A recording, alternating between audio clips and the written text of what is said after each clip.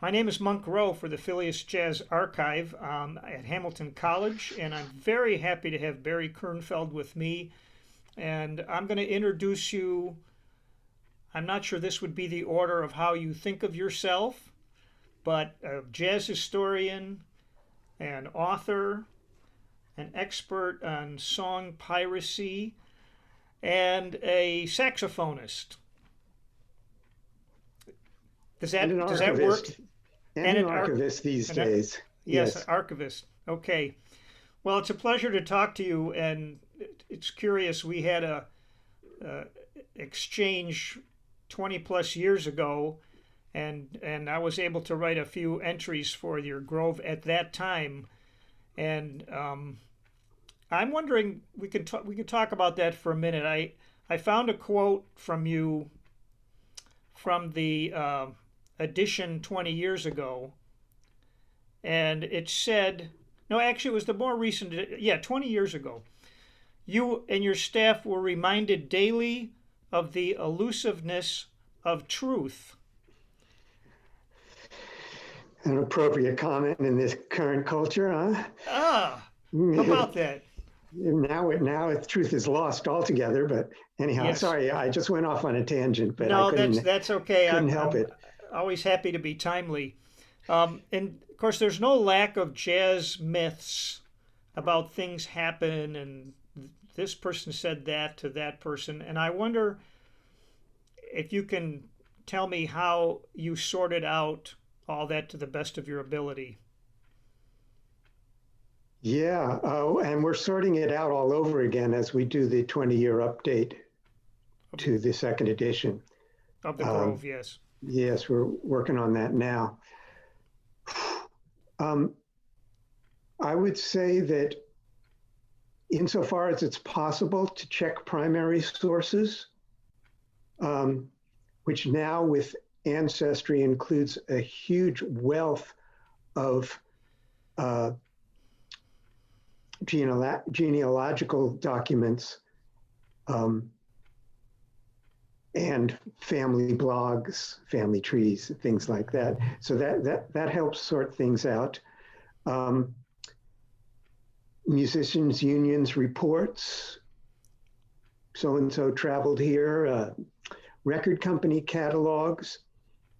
And what we found during the Grove, because jazz is this small world of interlocking relationships. And what we did with Grove that I think no one else had done was to check everybody against everybody else in terms of their relationships, who they played for, who played in their bands, where they played. Look at the history of the clubs, look at the band lists, and when it disagreed, you might get the same thing 19 times and find the right one on the 20th, and that the other 19 were just copying from each other. I, We tried to cross-check just exhaustively in every source that we could get our hands at, whether it's a written document or an iconography, photographs. Um, so that's a part of your answer. I would like to say, something about why, yes. because people might think that we're just fusspots, like who cares if he joined in 1955 or 1956, or in fact, they met in 1955 in Berlin and then joined the group in Hamburg in 1956. And to an extent, maybe it is fussiness, but I think, for one thing, jazz is obsessed, perhaps too obsessed, with precedence, with the originals and the copiers, with the innovators and the imitators. And if we're going to talk about stuff like that, if we're going to think that it's as important, maybe too important in my opinion, but if we're going to think it's that important, we better know really who did what when, with whom, and not form a bunch of conclusions based on things that aren't true or just careless not not so much, uh, purposeful fictions, but just carelessness that gets copied and copied and copied and disseminates through liner notes, uh, through interviews, and so forth. Um, that matters. I think relationships matter as far as the facts and getting them right. And I'm sorry, it's been 20 years and I don't remember who it was, but I remember I was working on one of the women in jazz and just couldn't make any sense of her biography until I realized that she had been putting herself forward as 3 or 4 years younger than she actually was. And that's why she was playing, I can't remember the details. Maybe it was in Buffalo with Al Sears or something like that. These people were classmates. They went to school together. Well, they didn't, that's not evident if you think they're 3 or 4 years difference in age. But if they're the same age in the same city and they grew up together and they played together, that to me says something that goes way beyond factual fussiness into meaningful how this music was made and how these people learned it. Do you think that the fact that you're a musician contributed to the fact that this is so important to you? Sure. I'm not sure how to answer that question. I mean, I was obsessed with jazz. So, um, interesting question. I'm pausing here to think that that the reason it's so important to me may have, I think the fact that I was a musician had a lot to do with Grove and my ability to write about music and decide if comments about the music were BS or not. But I think what you just asked has more to be with me being a kind of nerdy intellectual, and that it was important to me for those reasons, because there's, to my mind, this obsession in jazz with precedence. And if you're going to talk about precedence, who did what, who influenced whom, then you have to make sure it's based on truth and not on error. Well said. You reminded me that when I was fortunate to interview Phil Woods, he was talking about himself. And he said, "Well, I'm not an innovator. I'm a craftsman." I learned from, of course, Charlie Parker and others, but he didn't consider himself to be doing anything really innovative. Perhaps he added his own flavor to it, but it goes to what you're talking about. Who are who are the fountainheads of these musical styles? And to me, jazz has dug itself a very deep hole, and is really in trouble by putting so much emphasis on this. I have a wide range of musical interests. I go to a lot of classical concerts. I hear fabulously creative interpretations of music that's been around for 200 years, for 400 years, for 600 years. And yet I've watched jazz people be so hung up on always trying to be something new, always having his own sound, and so forth, that they end up being paralyzed. I think it's a big problem for jazz. And how much of it do you believe is connected to the rise in academia and jazz education? Oh no, I think this dates from decades before that. I think it's a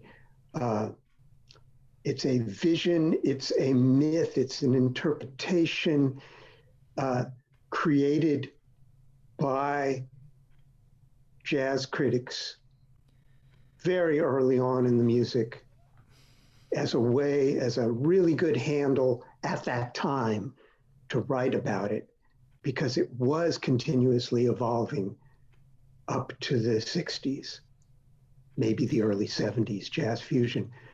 It was continuously evolving. There seemed to be a narrative that worked in describing it as a thread of this style leading to that style, leading to that style.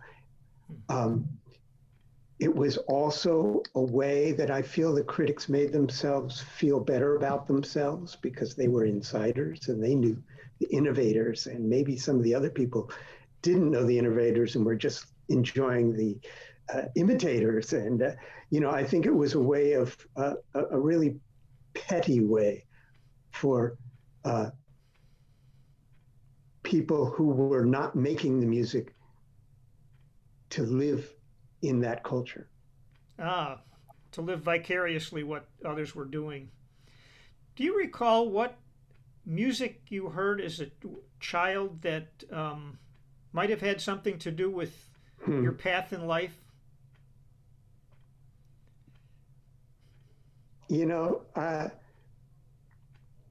I sort of do and sort of don't. I remember my father gave me one of those clip-on unpowered radios. I don't know if you remember that. It just has an alligator clip. You put it on your lampshade next to your bed, and it receives stations. So I must have been like 8 years old or something, and I remember hearing jazz and being knocked out, and I don't even know what it was.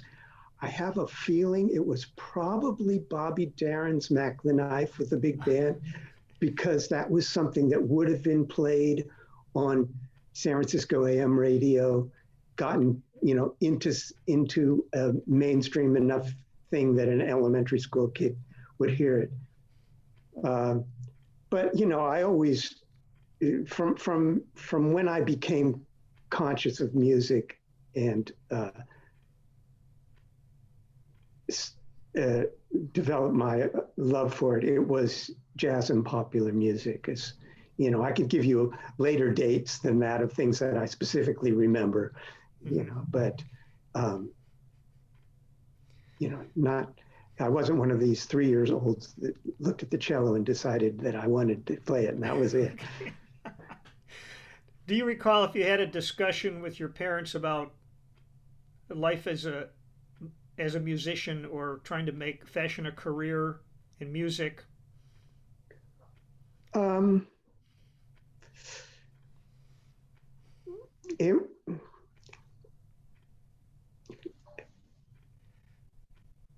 How can I say? I was a star student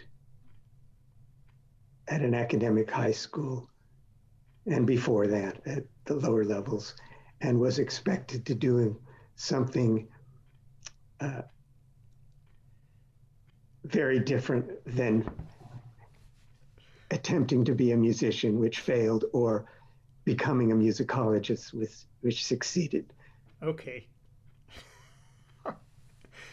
Well, you've had a long path, and your path to being an author, was it influenced by reading the jazz critics that you were referring to and other authors, and being dissatisfied with what they wrote for the most part? No, I came to it from musicology, not from jazz. I always had sort of two lives in really from the age of early teens. I was leading two lives as the star student and the underage kid who snuck out to hear music. And oh yeah, Mom, I have a friend who has a car. No, I'm taking the bus at night to hear stuff in San Francisco. And I really led those two lives for 6, 7, 8 years before I found a way that I could put them together Oh. through musicology. Can you describe specifically what a night taking a bus to hear some music was like for you? Were there nightclubs? So I'm too young to go to nightclubs. Okay. Yeah. I think the most perverse thing about my life and career is that I wasn't 21 until 1971, which means I couldn't possibly have heard all this great stuff live. I was just there at turned 21, Art Blakey and the Messengers at the Keystone Corner in San Francisco with Bobby Watson. That's where I kind of jump into hearing it live. And so what we're talking about is a fantastic, unbelievable upbringing in rock music in San Francisco. Oh. From the age of 14, I went to everything. I heard the debut of Cream and Hendrix at the Fillmore. I went to Monterey Pop Festival, to Altamont, as crappy as it was. I heard The Who 4 times, Hendrix doing a cover of Sgt. Pepper's at Winterland. It was all rock music, of trying to play jazz on the saxophone, but listening to rock music because that's what I could go hear live.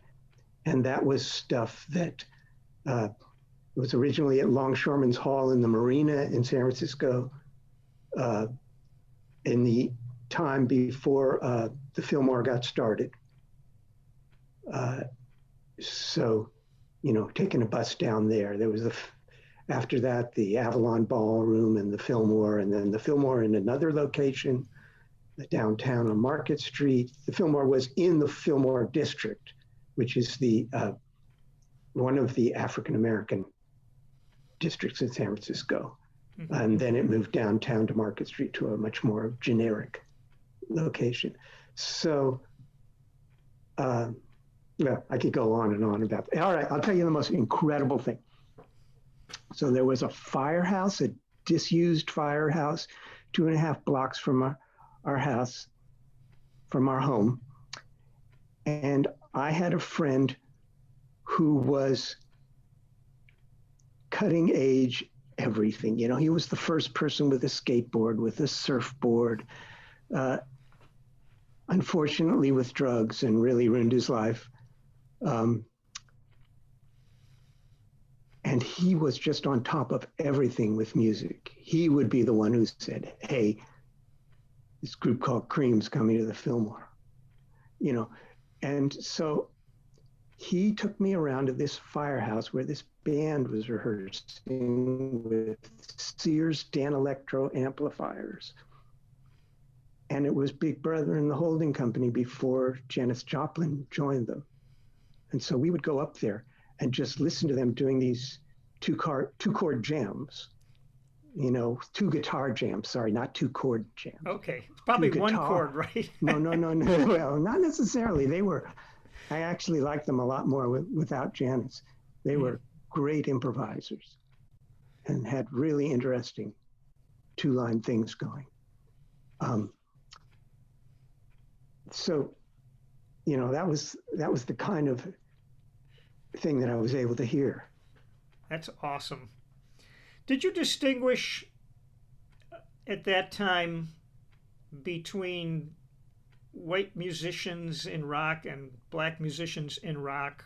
Was there anything that made them different from one another?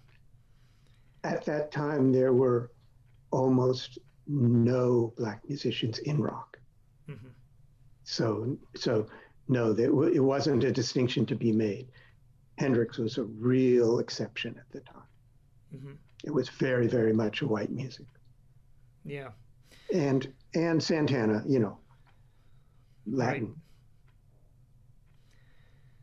I'm reminded that, getting back to jazz now, recently I received a downbeat, and the title in bold letters was jazz. Uh, um, sorry, race matters. Hmm.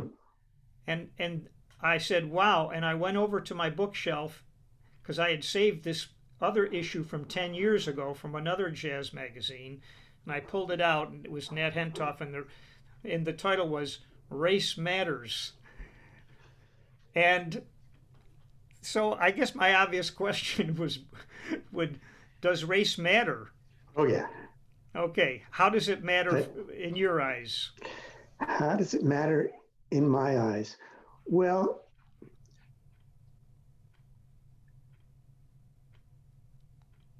I, I've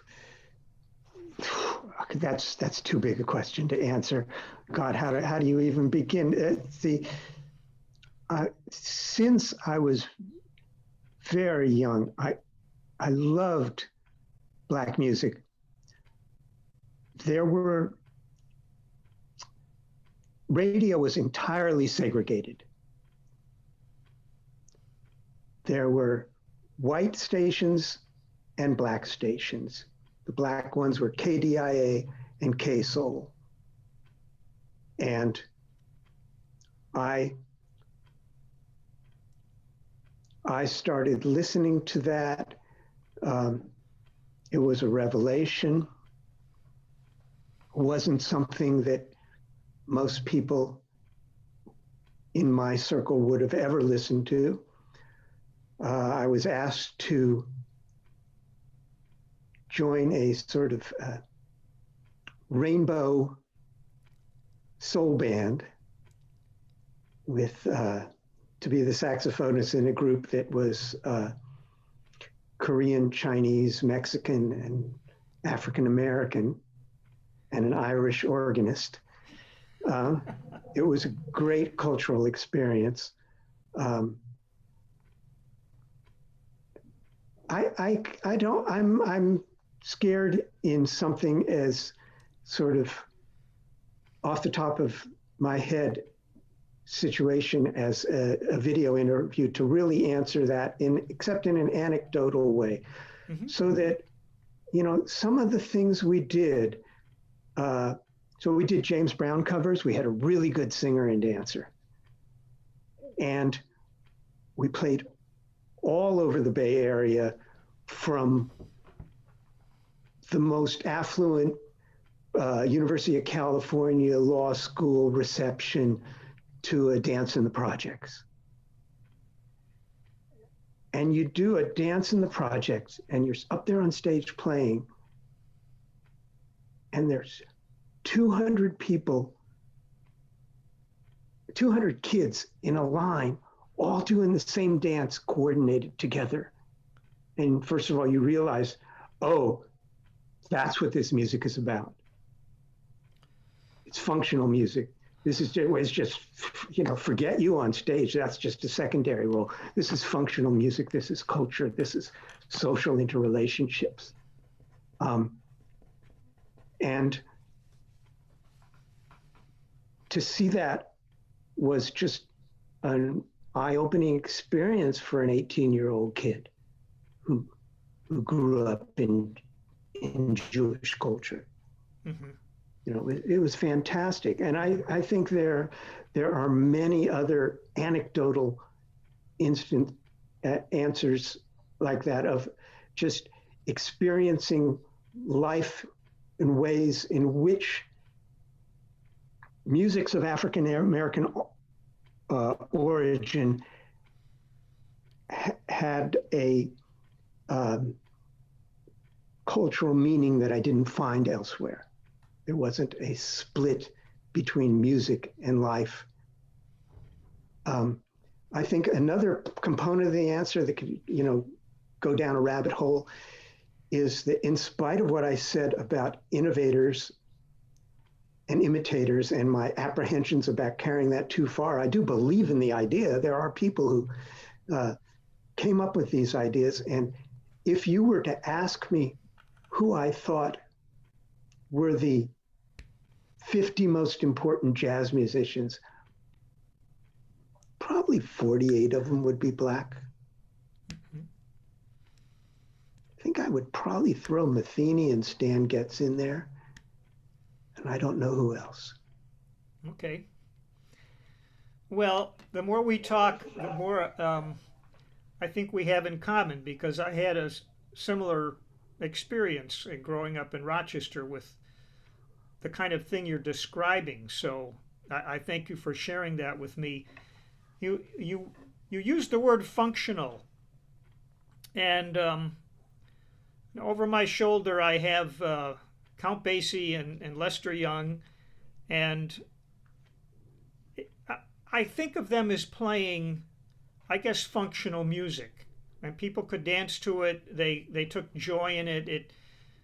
It hit their solar plexus perhaps more than their head. Not sure that's the way to put it, but so I'm trying to form a question. It has to do with current jazz, and I'm wondering if there's any functionality left in it. Well, I don't see how there could be because popular tastes have changed several times from the decades in which jazz was the functional music for American society. It was rock, it was hip hop, it was disco.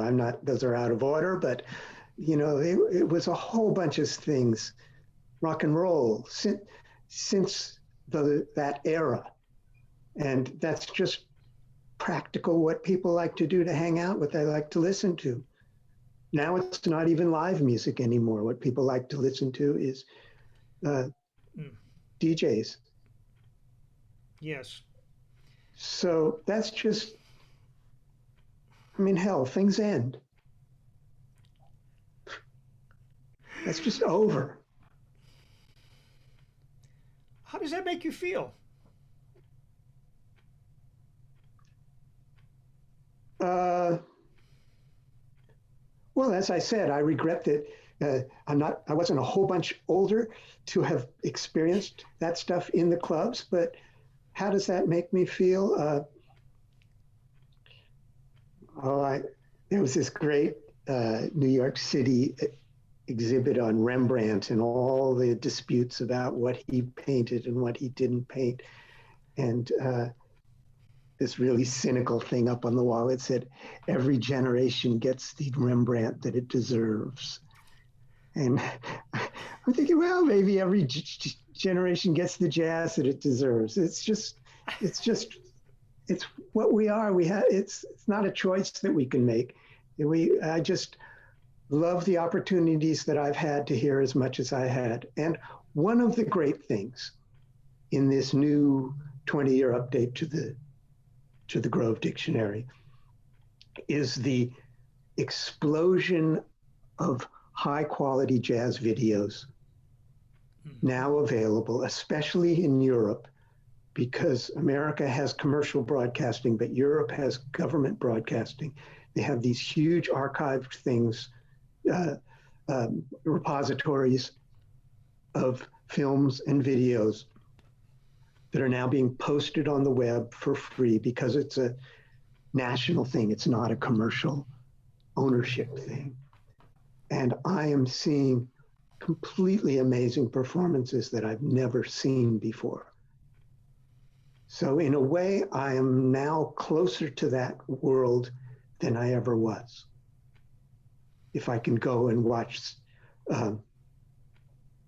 somebody, what did I just see? Monica Setterland with the Bill Evans Trio at a rehearsal in 1966. It just knocked me out. One of the most gorgeous, perfect things I'd ever heard. Wow.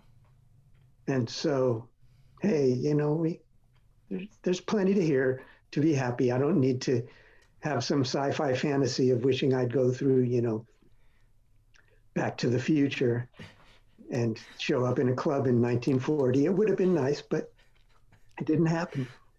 Well, I don't have to ask that question now. Sometimes I do ask that question if if time travel would, but you just took care of it already. Um, so in your role as an editor, you've done so much of it. I wonder if it's sometimes hard for you if there's an artist that really demands attention, and of course should be included in it, whether it's the book or the online edition, but you don't particularly care for their music. Do you Mhm. recognize that you might need to hand this off to somebody else, or does it affect the way you think about including them? Uh, I like to think that it would affect it in only in a small way. Hmm. Um, there there are things like that. It does happen. Um, if I can hand it off, I will. Sure, I'd be happy to have someone do it who's a complete enthusiast for it. But I think that is much less of a problem for Grove, where we're so uh, concerned with the nitty gritty biographical and discographical and videographical details and bibliographical details, and not with, say, writing a book about them or writing a review of their record, which is a different kind of writing that I wouldn't dream of taking on if I wasn't the favorite. All right, here's an example. Uh, Joe Zawinul. Well, I'm sorry, except for Birdland, he just bores me to tears. He's not a favorite. I have huge, wide-ranging loves in jazz. I have a really eclectic tastes. It's a great thing for growth because there's so much stuff I like. But sometimes, yes, you're exactly right. There's somebody that just bores me. Um, but I don't think that handicaps very much writing a Zawinul Grove article. It's pretty clear how important he was, what he did, and why he was important. And that's what we want to see in a Grove article. Hmm. Okay. Does the fact that it's the next thing's going to be an online edition, you literally don't have to worry about how heavy it's going to be, how many pages you're creating? Yes, yes, that's a big factor.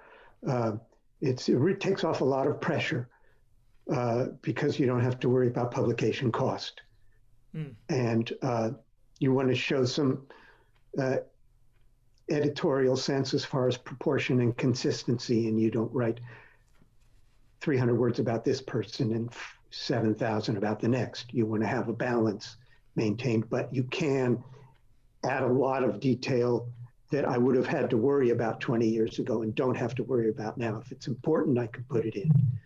Um, I think the much bigger consideration now is it's no longer a jazz dictionary.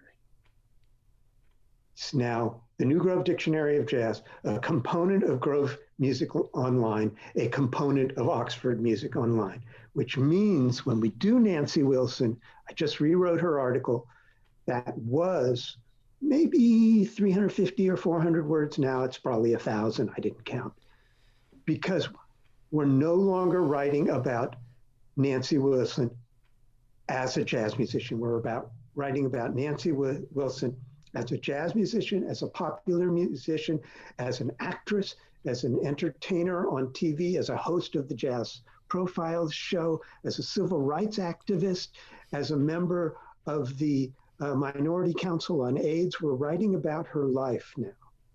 And it's way more interesting to do it that way.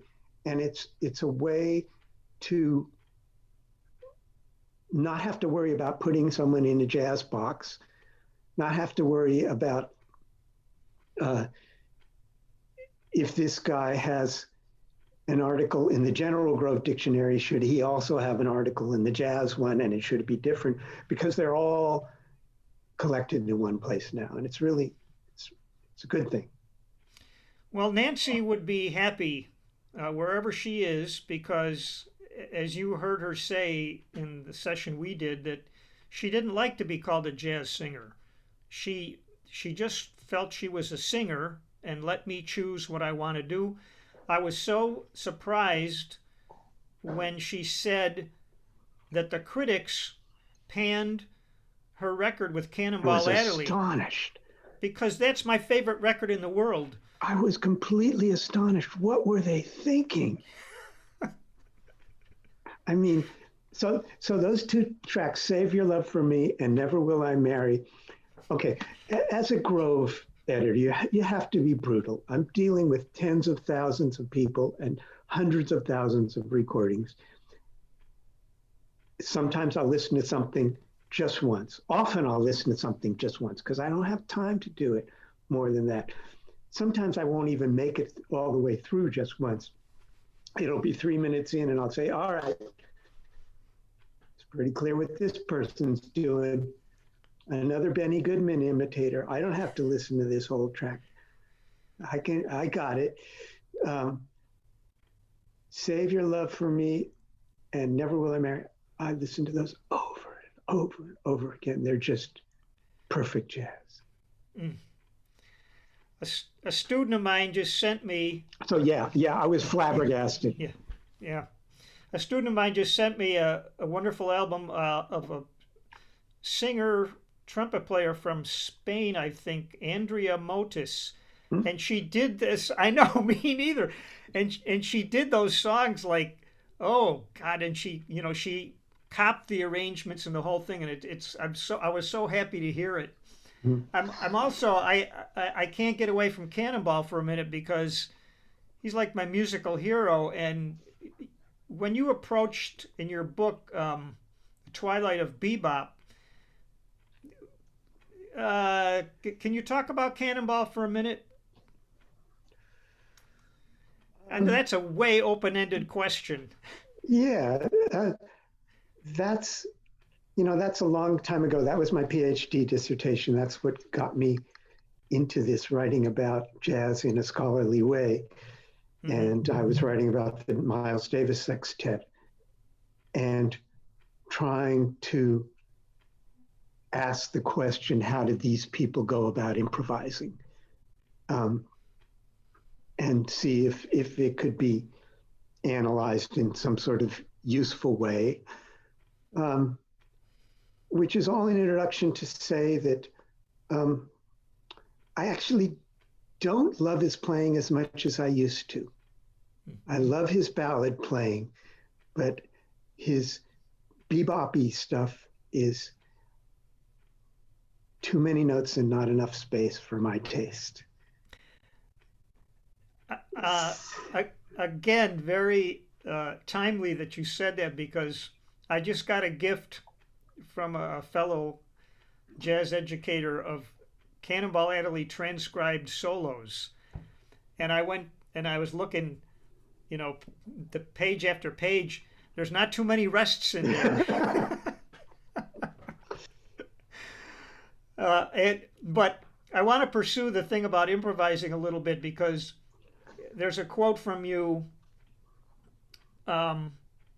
The romantic notion that jazz is generated entirely spontaneously. And it makes me think of people who have asked me, and I've heard them ask other people, what is this thing they're doing? When they play the melody, I like it when they play the melody, and then they do this stuff. What are they doing? If you're at a cocktail party and someone answers that, do you pretend your phone rings and walk away, or do you try to answer it? I pretend my phone rings and I walk away. Sorry.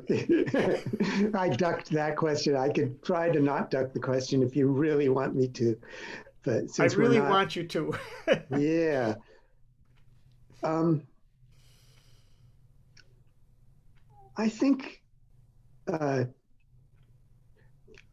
books I haven't written. I think jazz would do very well to have a book about jazz as performance practice, by analogy with Baroque music performance practice. I think there are a huge amount of unspoken agreed conventions in a jazz performance. And these are brought to the table when people meet. And this is why you have the jazz joke, let me introduce the band. And then they introduce each other because it's the first time they've played together. And yet they sound great. And the person who is not a musician comes up afterwards and says, you guys sound terrific. How long have you been playing together? We just met. How did you do that? You know, and the answer to how did you do that is performance practice.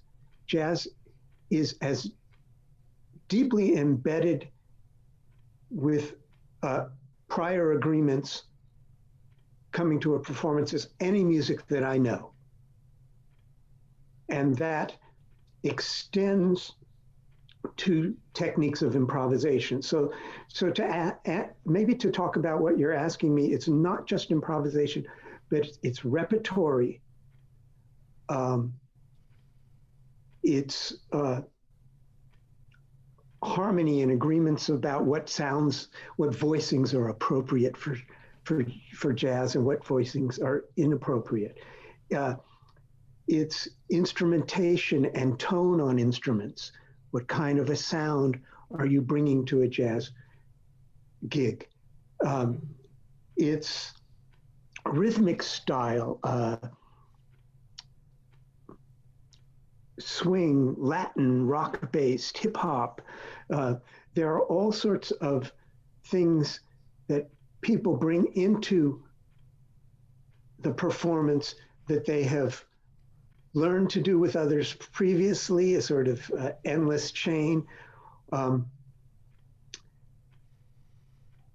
And how you go about improvising for a substantial swath of jazz includes that.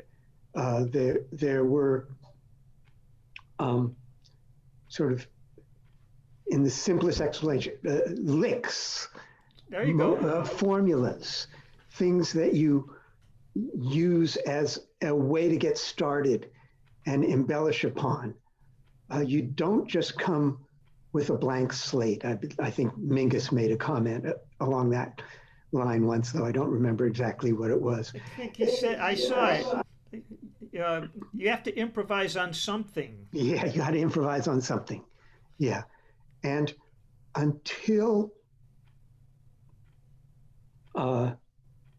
free jazz came along and modal jazz with droning harmonies, until those musics came on to open up possibilities for other ways of creating that something that you improvise on, jazz was very much made of improvised melodies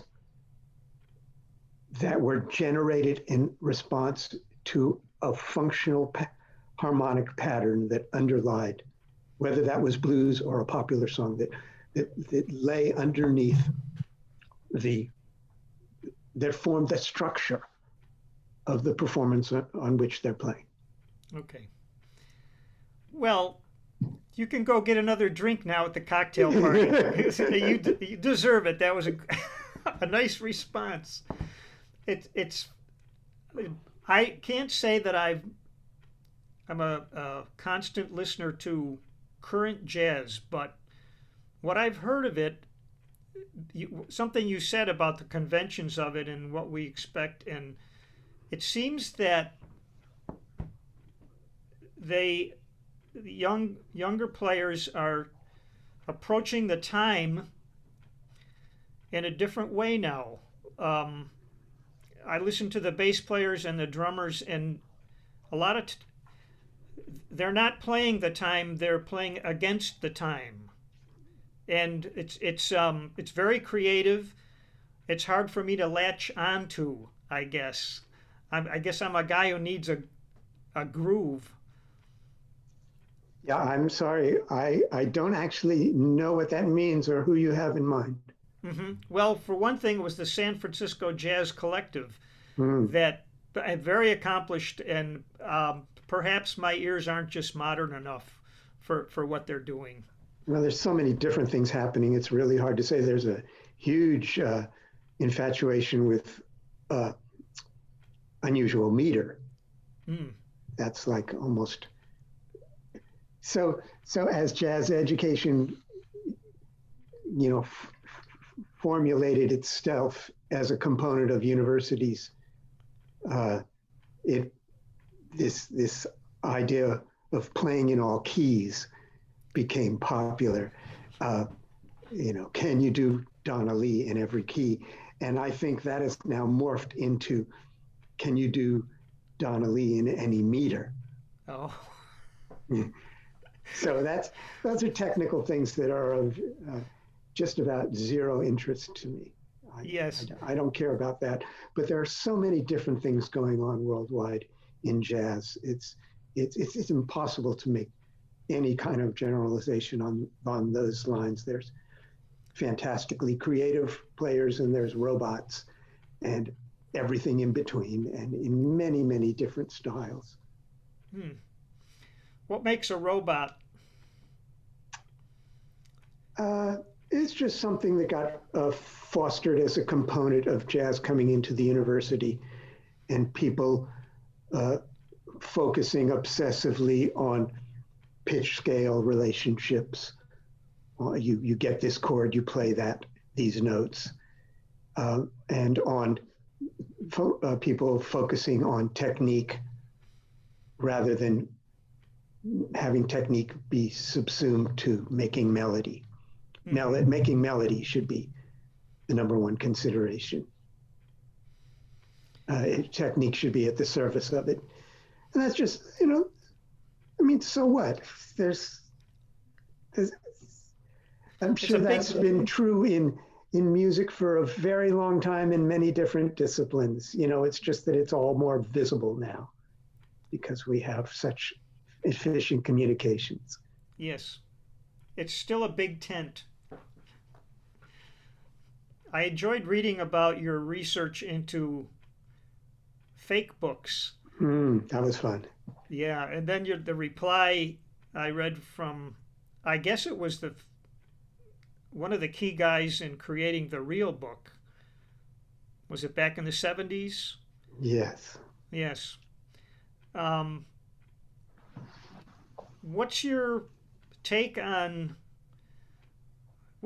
talk about a big question? Copyright laws and infringement and Well, I wrote this book, Pops, on piracy, and the point of that is that there's a long history in America of people who own songs, people who are stakeholders, resisting any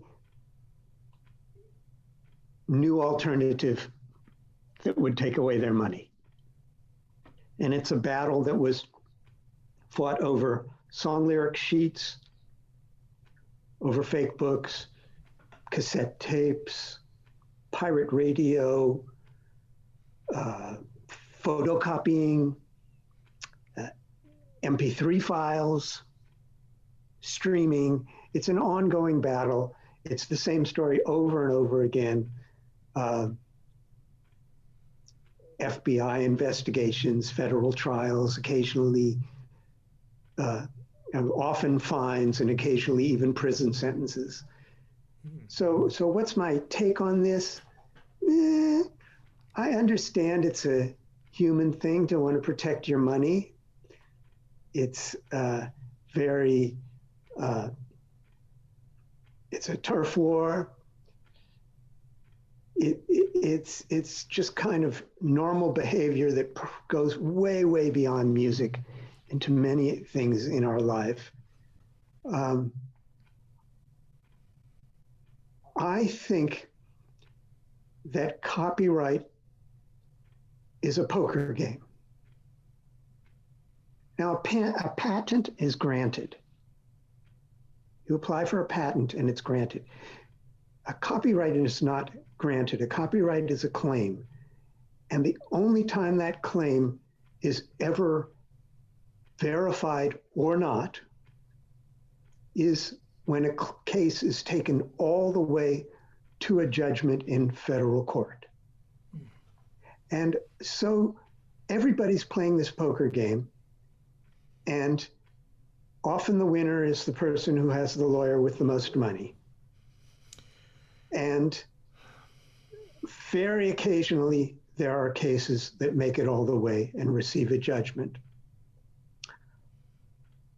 I understand and appreciate the need for the Copyright Act of 1909 and how well it protected songwriters and gave them an income. But the world has changed so much in 111 years that this very imperfect method has become distorted to the point where it's doing much more harm than good.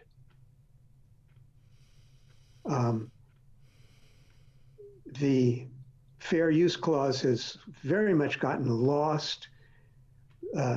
University libraries are finding themselves in terrible straits acquiring basic music tools because things that were available are now withdrawn, because to disseminate them electronically is different than to disseminate them in print. And those opportunities are being canceled. I could go into details, but it's just too big. I have lots of friends who are music librarians. I operate in that world. It's kind of the bibliographical nerd world of Grove. And they're having a lot of student problems providing materials for their students. And this is a component of copyright. So I think it's always been an imperfect game, and it's just gotten really warped and is doing more harm than good. But God, we've got another 2-hour conversation here if we actually talked about specifics. Okay. It's sort of an oxymoron, because all this delivery, the methods keep improving, and at the same time, they're trying to put restrictions on what you can do with it and so forth. What was very interesting about the real book, and this is a good example of the ways in which, say, 1973 was no longer, or 75, whenever it was no longer 1909, the way the world has changed. So huge resistance to fake books, to publishing bootleg copies of notated jazz songs, because that infringed upon the publishing rights, the royalties that went 50% to the composer and 50% to the publisher. Mm-hmm. But what Steve Swallow told me is that they went around and they talked to the Berkeley guys who got their tunes in, to Michael Gibbs, to Pat Metheny, Swallow himself, Carla Bley, and so forth, who have these tunes in the real book. And he said the upshot of this was that these tunes, many of them became part of the repertory. They were recorded over and over again. And the recording royalties that they earned were hugely more than anything that they ever would have collectively made from print versions had those tunes been published as sheet music. Oh, that's positive. Didn't they call that the butterfly effect? I don't know that. Yeah. Okay. Somehow it trickled up to them, I guess. Well, I have asked you some really big questions, so I'll try a bigger one. It's not a music question, but I'm interested in what your thought, what your thoughts about the current state of our country and what we can look forward to. Uh,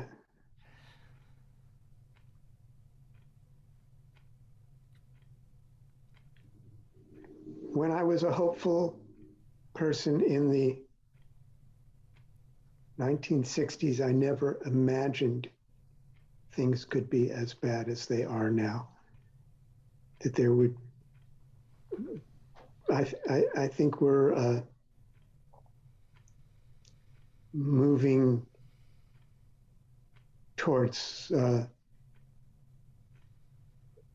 sort of culture of bullying. And I am astounded by the vast number of Americans who believe that power is more important than democracy, and who believe any absurd fantasy, sci-fi, and conspiracy theory that tickles their fancy. It's very, very depressing.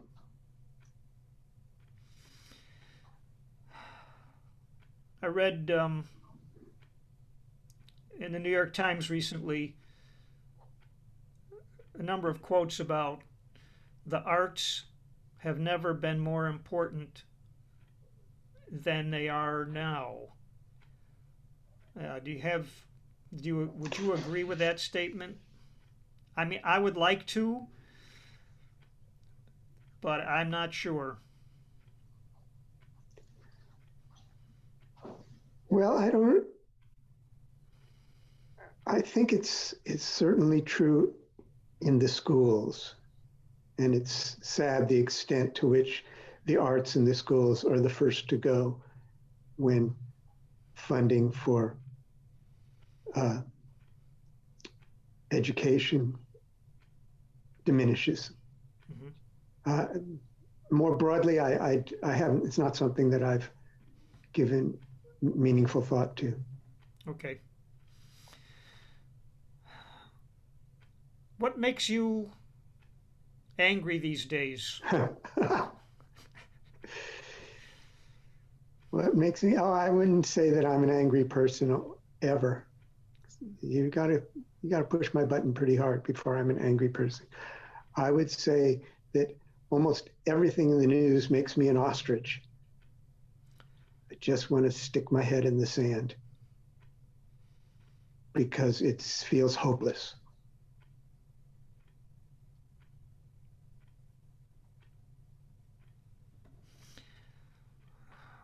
Okay. No one has said that before, and it's a effective way of saying it. So, on a lighter note, back to your online edition you're working on of the Grove. How do you know when it's done? Or will it ever be done? Can it be updated as you go along? There's a good and a bad to this. The bad part of it is there will never be another edition. And an edition is an entity in itself. It has guiding principles. It has consistency. It has an outlook. It has an overall vision. Now, everything is piecemeal and ongoing. That's bad. The good thing is an edition is overwhelmingly difficult. I'm now 70 years old. It's a luxury to be able to do piecemeal at my own pace, to do it, the small things well and not worry about the big picture, to not have the pressures of a budget and a schedule, to just do it when I can. So there's a practicality that I'm very grateful for, even if it's not something that I intellectually approve of.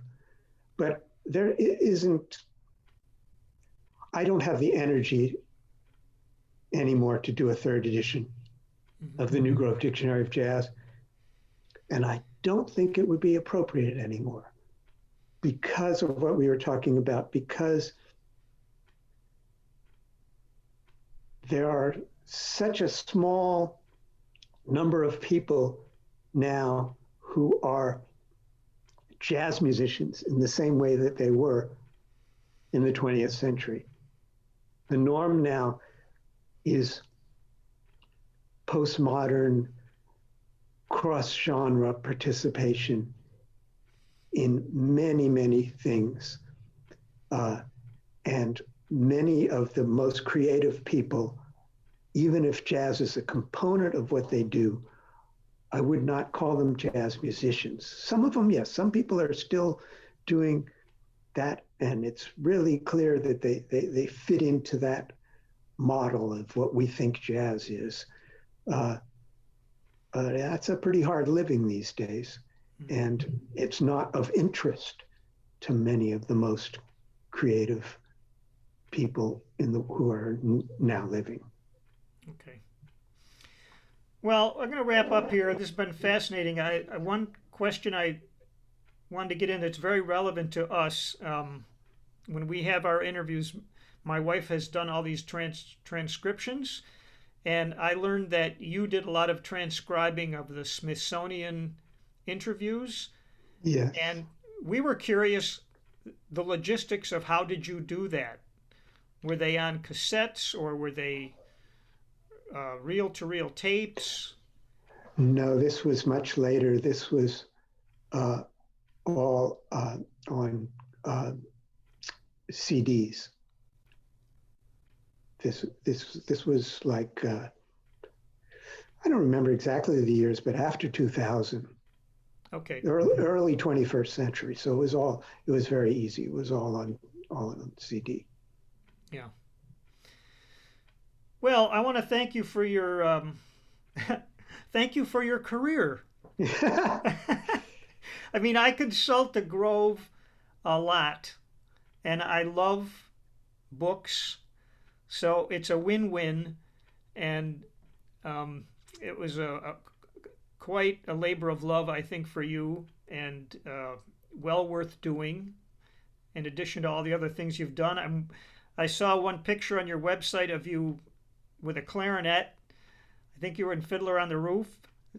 Do you still play your instruments? No, that all sort of evaporated. I see. Simply, period of life kind of things. We had a wonderful jazz group for almost 15 years, and I consider that a blessing to have a group last that long. Yes. But eventually, in a college community, people move away.